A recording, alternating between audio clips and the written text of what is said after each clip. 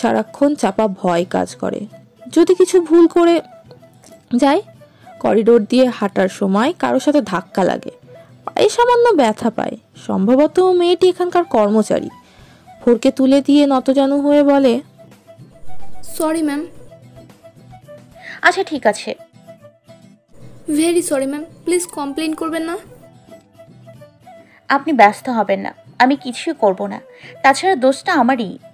আমি যদি অন্য মনস্ক না হতাম তাহলে এমনটা হতো না। আপনি নিশ্চিন্তে যেতে পারেন। থ্যাঙ্কস আ লট। জোরপূর্বক হাসে ভোর। মেয়েটা তড়িঘড়ি করে চলে যায়, যেন বাঘের মুখ থেকে ফিরেছে। এক পা আগাতেই হাতে থাকা ফোনটা বেজে ওঠে। মুখের সামনে নিয়ে দেখে ডাক্তার সাহেব নামের আগন্তুক। তৎক্ষণাৎ মুখের কোণে হাসি ফুটে ওঠে।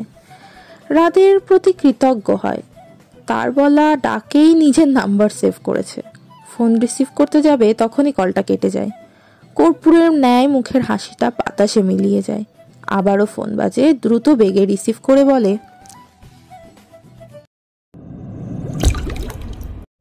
হ্যালো।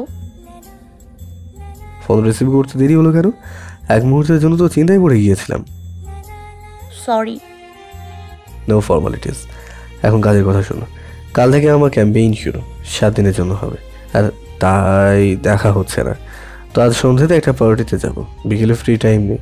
তাই দুপুরে লাঞ্চ করে তৈরি হয়ে থেকো। তোমাকে কিছু বই কিনে দেবো, আর আশপাশটা একটু ঘুরে দেখাবো। আচ্ছা। ওকে, বাই, টেক কেয়ার। বাতাসের গতি যেন বেড়ে যায়, দমকা হাওয়ার মতো এলোমেলো লাগে। কেন যেন চাপা কষ্ট হয়। কষ্ট নয়, অভিমান। অন্য কিছু। ভীষণভাবে ক্ষিপ্ত হয় মন। রাতকে জ্ঞানহীন মনে হচ্ছে, আর প্রচুর পরিমাণে দায়িত্বহীন।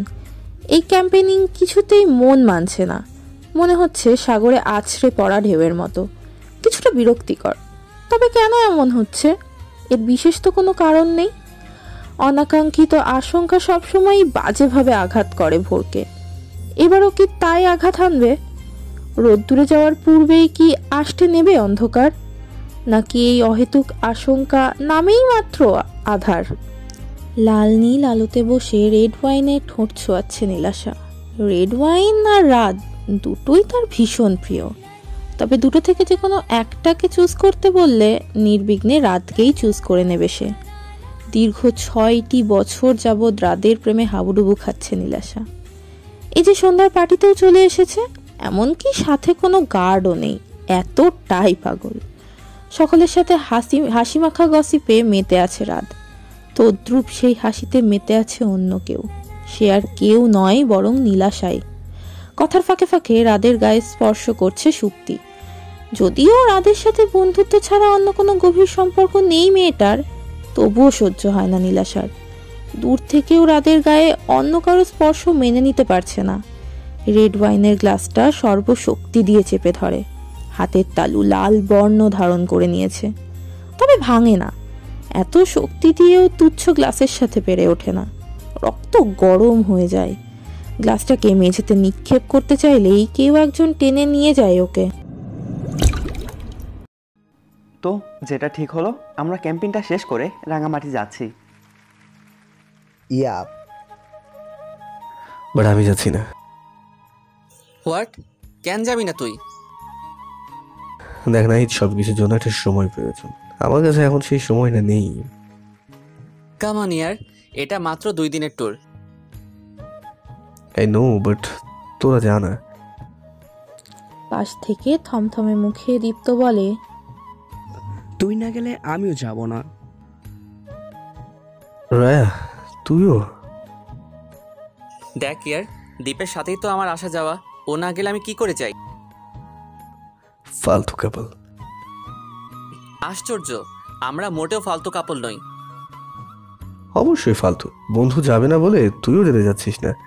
আর এদিকে যে গার্লফ্রেন্ডের সাথে আলাদা করে সময় কাটানো যাবে সেটা ভুলে গেলি। এক্স্যাক্টলি, রাত ঠিকই বলেছে। তোরা যাচ্ছিস, ইনফ্যাক্ট আমরা সবাই যাচ্ছি। রাদের প্রবলেম থাকতেই পারে। কৃতজ্ঞতার চোখে তাকায় রাত। রনিত কিছুটা হাসে। রাদের কাছে এসে বলে, নো পেরা দোস্ত, আমি যাচ্ছি আমার গার্লফ্রেন্ডকে নিয়ে, আর তুই এখানে টাইম স্পেন্ড কর তোর গার্লফ্রেন্ডের সাথে। রনিত, আরে মজা করছিলাম। ইয়ানার বাহুতে হাত রেখে চোখ মারে রনিত। চাপা হাসে ইয়ানা। এদের কাপল গোল দেখে তেলে বেগুনে জ্বলে ওঠে সুপ্তি। রাগী চোখে তাকিয়ে বলে, তোদের ফালতু রিলেশনের জন্য কোনো পার্টিতেও মজা নেই। দেখ এক্স্যাক্টলি সুপ্তি, দেখ রায়া আর দীপ প্রেম করছে, রনিত আর ইনায়াও প্রেমে ডুবেছে, এদিকে আমি তুই আর রাত সিঙ্গেল মরছি। নাহিদের কথায় চাপা হাসির গুঞ্জন চলে। সেই হাসিতে যোগ দিতে পারে না রাত। এদের কি করে বোঝাবে সবার থেকে এক ধাপে গিয়ে বিয়ে করে নিয়েছে ও। রাদের পিঠে চাপড় পড়তেই ধ্যান ভাঙে। নাহিদ বলে, কি হয়েছে? না তেমন কিছু না। দেখ ভাই, আমরা হলাম তোর গলায় গলায়, আমাদের থেকে আড়াল করবি না কিছু। কোনো মেয়েকে ভালো লাগলে সোজা বলে দিবি। নাহিদের হাতে হাত মিলায় রাত, বলে, আগে তুই বল তোর রিলেশন হলো কত দূর? এ জীবনে প্রেম আর হবে না। কেন?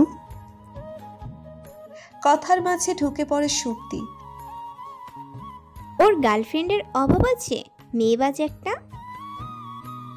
সুপ্তি, সত্যি নাহি, তোরা থাম তো।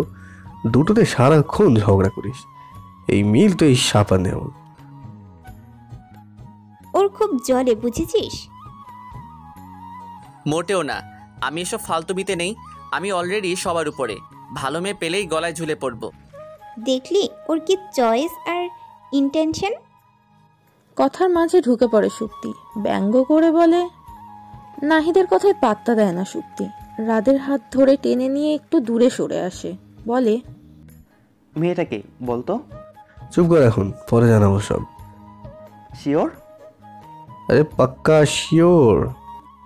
দরজায় লাথি মেরে চলে যায় নীলাশা। কিছুতেই নিজেকে শান্ত রাখতে পারছে না। নিজের প্রতি খুব রাগ হচ্ছে। রাতকে যে করেই হোক নিজের করে নিতে হবে। সুপ্তির অহেতুক স্পর্শ যেন ওর গায়ে কাঁটার মতো বেঁধে। মরশুমে ম্যাম, আমার সাথে শপিং যাবেন কাল? আমার সময় নেই নিতু, আমি ম্যানেজ করে নেব। নেক্সট উইকে 2টা ছুটি নিয়েছিলে তুমি, ম্যানেজার স্যার ছুটি দেবেন না। আরে এত টেনশন করছেন কেন? ম্যানেজার স্যার তো চশমাওয়ালা স্যার, এমডি স্যারের কাছে যাব সোজা। কম্পিউটার থেকে মুখ সরিয়ে নেয় মৌসুমী। নিতুর চোখে কিছু একটা অনুনয়। ছেলের জন্য কিছু দরকারি জিনিসের প্রয়োজন। সেই দিক থেকে নিতুর সহযাত্রী হলে মন্দ হয় না। দুটোই হলো। মৌসুমীর সম্মতি পেয়ে খুশি হয় নিতু। কাজকর্ম ফেলেই যায় অনুমতি নিতে। চোখ দুটো ছলছল করছে। চাপা কষ্টে বুক ভারী হয়েছে বেশ অনেকক্ষণ। দুপুরে ফোন করেছিল রাত, বলেছে কোনো একটা কাজে আটকে গেছে, তাই কাল সকালে নিয়ে যাবে। তাতেই যেন অভিমানের পাল্লা ভারী হয়েছে ভোরের। এই 2 দিনেই যেন রাদের প্রতি একটা আলাদা অধিকার বোধ কাজ করছে। সামান্যতম বিষয়টাও অসামান্য মনে হচ্ছে। অথচ এমন শত দিন আছে যেদিন নিজের মা বাবার থেকে সময় পায়নি। আজকাল বলে বছরের অর্ধেক পেরিয়েছে, অথচ বই কিনে দেওয়ার নাম গন্ধ আসেনি। দরজায় নক পড়ে। কাউচ থেকে উঠে দাঁড়ায় ভোর। দরজা খুললেই সকালের মেয়েটা রুমে প্রবেশ করে। কিছুটা মাথা নত করে বলে, শুভ সন্ধ্যা ম্যাম। শুভ সন্ধ্যা। ম্যাম, আপনার সেলফোনটা সম্ভবত অফ। স্যার ফোন করেছিলেন, তাই আপনাকে জানাতে এলাম। কাইন্ডলি একটু ফোন করবেন ওনাকে। ফোন হাতে নিয়ে সামান্য ঠোঁট প্রসারিত করে। দুপুরের বিষয়টার জন্য রাগ হয়েছিল খুব, সেই কারণেই ফোন সুইচ অফ করে দিয়েছিল। ফোন অন করে রাদের নাম্বার ডায়াল করে কল করে। ফোন রিসিভ করেই রাত বলে, তিন্নিকে দাও। তিন্নিকে? তোমার পাশে যে মেয়েটা দাঁড়িয়ে আছে ও। ও। তিন্নির হাতে ফোন বাড়িয়ে দেয় ভোর। বুঝতে পারে না, যদি তিন্নিকেই দরকার ছিল তবে ওকে কল দিলেই পারতো। আর চোখে তিন্নির দিকে তাকিয়ে থাকে। মেয়েটা হেসে হেসে কথা বলছে। বিরক্তিতে গা গুলিয়ে আসে। এই মুহূর্তে মেয়েটাকে আফিম দিয়ে অজ্ঞান করে দিতে পারলে শান্তি অনুভব হতো। ভোরের হাতে ফোন দিয়ে চলে যায় তিন্নি। ফোন রাখতে যাবে ঠিক তখনই উপাস থেকে রাদের কণ্ঠ কানে আসে। চাপা অভিমান মিশ্রিত কণ্ঠে বলে, জি। ফোন সুইচ অফ কেন করেছো? এমনি। আর কখনো সুইচ অফ রাখবে না। আর শোনো, কাল সকাল সকাল পিক করবো তোমায়। নাস্তা করার প্রয়োজন নেই আজকের জন্য, সরি, একটু কাজ ছিল অফিসে। অফিস? দুপুরে ড্যাডির অফিসে গিয়েছিলাম।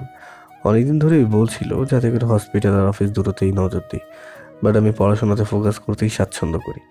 এখন তো পড়াশোনা থেকে এক প্রকার ছুটিই বলা যায়, সেই কারণে এই ড্যাড ফোর্স করেছে। ও আচ্ছা রাখছি, আমি ড্রাইভ করছি। কল কেটে দেয় রাত। ভোরের ছোট ছোট উত্তর বেশ মজাদার মনে হয়। কখনো কাউকে সেভাবে জবাবদিহিতা করা হয়নি, তবে ভোরের কাছে করে চলেছে ও। মন্দ নয় বিষয়টা, যদিও এসব বর্ণনা করে না বললেও চলতো, তবে কোনো রকম আশঙ্কায় ফেলতে চায় না ওকে। এমনিতেও সেদিনের একটা বাক্য নিয়ে বেশ চিন্তাগ্রস্ত। কি এমন বোঝাতে চেয়েছিল মেয়েটা? শহরটা বেশ সুন্দর, সব থেকে বেশি সুন্দর রাতের পরিবেশটা। তখন কোলাহলের মধ্যেও রোমাঞ্চকর লাগে, তবে দিনের বেলায় ধুলো বালি সবকিছু মিলিয়ে কিছুটা বিব্রতকরই বটে। তবে এই উইকে রাতে ঘুরিয়ে দেখা তো সম্ভব নয়। ক্যাম্পেইনটা শেষ হলে রাতে ঘুরতে নিয়ে যাব। আচ্ছা। তুমি তৈরি তো? হ্যাঁ।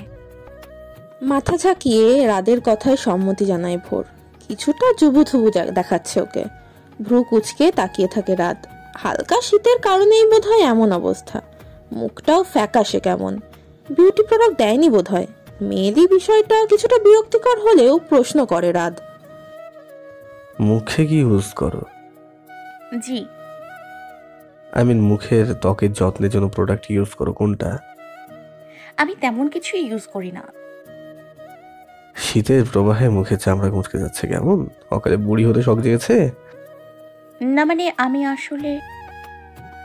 হামদামটা করছো কেন? ভয় পাচ্ছ আমায়? দুদিকে মাথা কাত করে সম্মতি জানায় ভোর। ঠিক করে হেসে ফেলে রাত। তাকে ভয় পাওয়ার মতো বিশেষ কি এমন কারণ আছে?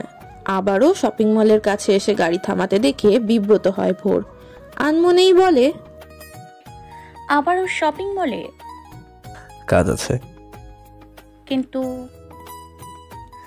কেমন ভোর, আমি কোনো অন্ধকার নই, স্পষ্ট রোদ্দুর, যার এপাশ ওপাশ স্পষ্ট দেখতে পাবে তুমি। ভয় পেও না কেমন? কি বলবে বুঝে ওঠে না মেয়েটা। রাদের সাথে আবারও শপিং মলে আসে। একইভাবে লিফটের ঝাঁকুনিতে মাথা ঘুরে আসে। অজান্তেই রাদের বুকে হাত চলে যায়। মৃদু হাসে ছেলেটা। বাচ্চাদের মতো আগলে রাখে ওকে। অবশ্য শহুরে পরিবেশে নিতান্তই বাচ্চা মেয়েটা। বিউটিশিয়ানের সাথে সেই কখন থেকে কথা বলে যাচ্ছে রাত। একটু উকিঝুঁকি দিয়ে বোঝার চেষ্টা চালাচ্ছে ভোর, তবে কিছু বুঝতে পারছে না। আশেপাশে সব মডেল ড্রেস আপ পরা মেয়েরা। পরিস্থিতি এমন যে ছেলেদের থেকেও মেয়েদের দেখলে বেশি সংকোচ কাজ করে মনে। মনে হয় ভিন গ্রহের প্রাণী সে। ভোরের দিকে আসো। বিউটিশিয়ান মেয়েটা ভালো করে দেখে ওকে। মৃদু হেসে রাদের দিকে তাকায়। রাত বলে, ওর স্ক্রিন টাইপ অনুযায়ী যা যা লাগে সব দিয়ে দেবেন, আর ইউজটাও শিখিয়ে দেবেন। Okay sir. By the way, এমন প্রোডাক্ট দেবে না যাতে ভূতের মতো হয়ে যায়। আমার এমনটা প্রয়োজন নেই। নো স্যার, আপনি রিল্যাক্সে থাকতে পারেন। ম্যাডামের জন্য শুধুমাত্র স্কিন কেয়ার প্রোডাক্ট দিব। ভোর, ওনার সাথে যাও। কোথায়? এমনি তোমার স্ক্রিনটা চেক করে দেখবেন, দেন কিছু ভালো দেখে ময়শ্চারাইজার প্রোডাক্ট দেবে।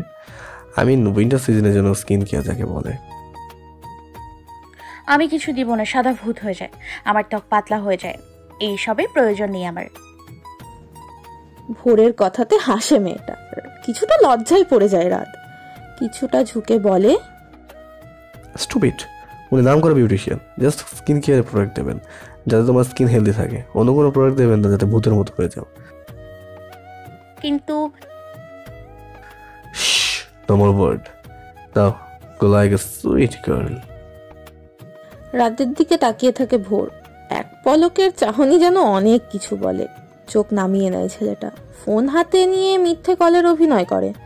20 মিনিটের মাথায় একটা শপিং ব্যাগ নিয়ে বের হয় ভোর। রাদের কাছে এসে ঠোঁট উল্টিয়ে বলে, এত সব মানুষ মাখে? কেন? দেখুন এগুলো কি। শপিং ব্যাগ খোলে রাত। সেখানে মুখের জন্য face wash, face pack, cream, powder, eye cream, আর বডির জন্য লোশন, সোপ, পায়ের গোড়ালির জন্য ক্রিম, চুলের জন্য শ্যাম্পু, অয়েল আর হেয়ার ক্রিম আছে। মোট কথা এত এত প্রোডাক্ট। কিছুটা ঘুরপাক লেগে যায় রাদের। তবে স্কিন কেয়ারের জন্য এগুলো জরুরি। প্রতিটা জিনিসই খুঁটিয়ে খুঁটিয়ে দেখে নেয়। সবগুলোই ঠিক আছে। ভোরের মুখের ভঙ্গিমা দেখে মায়া হয়। আদুরে বাচ্চার মতো মাথায় হাত বুলিয়ে দেয় রাত। বলে, স্কিন ঠিক রাখার জন্য জরুরি এগুলো। আর এ তো সাধারণ কিছু প্রোডাক্ট যা সকলেই ব্যবহার করে। তুমি যেহেতু আগে ইউজ করোইনি তাই একটু বিরক্ত লাগবে, বাট একটা সময় এসে টু মাচ বেটার ফিল হবে। ডক্টর সাহেব, আমি চাই না এসব। এগুলোর প্রাইস অনেক বেশি। তুমি প্রাইসের জন্য হেজিটেশন করছো? মন স্টুপিড। আমি তো বললামই আমি তোমার মোহরানা পরিশোধ করিনি। তোমার কাছে আমি ঋণগ্রস্ত, তুমি নও। এখন আসো তো। আমার ফ্যামিলি জানতে পারলে অনেক বড় সমস্যা হবে। সেটা নিয়ে টেনশন করো না। আগে 18তে পা দাও, দেন আমরা ডিসিশন নেবো এই বিয়েটার কি করতে হবে। এটা আমাদের লক্ষ্য, তুমি জানো তো। মাথা ঝাঁকায় ভোর। রাত বলে, বলো তো কি লক্ষ্য আমাদের? অন্ধকারকে ছাপিয়ে যাব রোদ্দুরে। কুসংস্কারকে মুছে দিয়ে সবাইকে বলবো, চলো রোদ্দুরে। হেসে ফেলে রাত। এত সুন্দর কথা গুছিয়ে বলতে পারে মেয়েটা। ট্যালেন্ট আছে বেশ। তবে সেটা নিয়ে ঘাটার এখন সময় নেই। মেডিকেল ক্যাম্পেনিং শেষ হলে নির্বিঘ্নে ভাবা যাবে। বুকশপে এসে মাথা ধরে যায়। এত এত বই কখনো দেখেনি ভোর। বছর শেষে স্কুলের স্টোর রুমটাতেও বোধহয় এত বই জমা হয়নি। এত বিশাল বুকশপ। পকেট থেকে একটা লিস্ট বের করে কিছু বই নিয়ে নেয় রাত। এক গাদা বই দেখে চমকায়িত হয় মেয়েটা। বলে, এত বই কেন? পড়ার জন্য। এগুলো সব পড়ার জন্য? বই তো পড়ার জিনিস, অন্য কোনো আইডিয়া আছে নাকি? না মানে এত বই।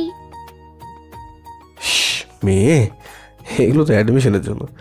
এরপরে কলেজ বুক, নোটস বুক, গল্প, উপন্যাস, জীবনী সব সব পড়তে হবে তোমায়। এত বই পড়ে কি হবে ডক্টর সাহেব? কেন, ডাক্তার হবে। ডক্টর, সে তো অনেক খরচ। তাছাড়া আমি তো বিজ্ঞানের ছাত্রী নই। ও হ্যাঁ, তাই তো। আচ্ছা বাদ দাও এটা। তুমি কোন বিভাগের? মানবিক। আসলে আমার ইচ্ছে ছিল অন্য বিভাগে পড়ার, কিন্তু আব্বা না করে দিছে। কারণ ওইগুলোতে অনেক খরচ আর প্রাইভেটও পড়তে হয়, তাই আর কি। ভোরের কথা শুনে বুঝতে পারে ওর মন খারাপ হয়ে গেছে। প্রসঙ্গ হাতে নিতে হেসে ওঠে রাত। বলে, wow, that's great. You know what, আমি কিছুতেই সায়েন্স নিয়ে পড়তে চাইনি, বাট মম আর ড্যাড সহ স্যারা ফোর্স করলেন। আমি হলাম ভদ্র স্টুডেন্ট আর কি, সোজা বিজ্ঞানকে আঁকড়ে ধরলাম। পুরো জীবনটাই গেল রসা তোলে। কি ভাগ্য আমার। রাদের ভঙ্গিমা দারুণ হলেও ওর চোখে মিথ্যে ফুটে উঠেছে। ভোরের ধারালো দৃষ্টিতে কিছুটা অপ্রস্তুত হাসে। বলে, বিশ্বাস হচ্ছে না? একদমই হচ্ছে না। আচ্ছা বাদ দাও। শোনো, মানবিক নিয়ে যেহেতু পড়েছো সেহেতু আইন নিয়ে পড়বে। সমস্ত কুসংস্কারের বিরুদ্ধে লড়াই করবে। পারবে না তুমি? চোখ দুটো কখন যে সিক্ত হয়ে গেছে খেয়ালই নেই মেয়েটার। রাদের মনে হলো আইন নিয়ে পড়তে চায় না ভোর। তাই ওর মাথায় হাত রেখে বলল, হ্যালো গাইস, ভিডিওটি ভালো লাগলে একটু লাইক করে দিও আর অবশ্যই কমেন্ট করে জানাও ভিডিওটি তোমাদের কেমন লেগেছে। আর ভিডিওটির পরবর্তী পার্ট খুব তাড়াতাড়ি আসবে। তো যারা এখনও চ্যানেলটিকে সাবস্ক্রাইব করোনি, প্লিজ পরবর্তী পার্টগুলো দেখার জন্য চ্যানেলটিকে সাবস্ক্রাইব করে পাশে থাকা বেল আইকনটি প্রেস করে দিও। ধন্যবাদ সবাইকে, আমাদের সাথেই থেকো।